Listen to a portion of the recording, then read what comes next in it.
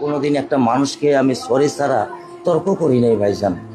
তা আমার এই 8 বছরের মাসুম একটা বাচ্চা কি অপরাধ?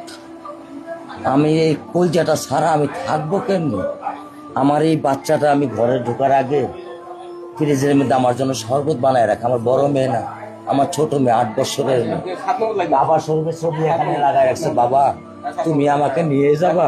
আমি বলছি আল্লাহ, বাবা তুমি আল্লাহর কাছে যাও, আমার তো নেওয়ার দিয়ে যাওয়ার ক্ষমতা নাই। আমার মেয়ে আল্লাহর কাছে চলে গেছে, আমার মেয়ে আল্লাহর কাছে চলে গেছে। আমার মাসুম এই বাচ্চাটা কি অপরাধ করছে নির্মম ভাবে আমার বাচ্চাটা হত্যা করলো? কি আমার ক্ষতি, কি আমার অন্যায়, কি আমার দোষ?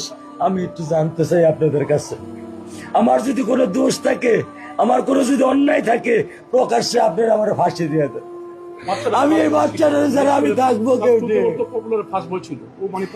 আমি কেমনে আমার এই কলজা টুকরা ছাড়া আমি থাকবো? আমার পক্ষে সম্ভব না। দিনে ও 50 থেকে 100টা কল দেয় আমারে, বাবা তুমি কখন আসবা, বাবা তুমি কখন আসবা, বাবা তুমি কখন আসবা। 8টা বছর আমি আমার বুকের এই ঘরে ঘুম পাড়াইছি। আমি আজকে আমি কার সাথে ঘুম আসবো?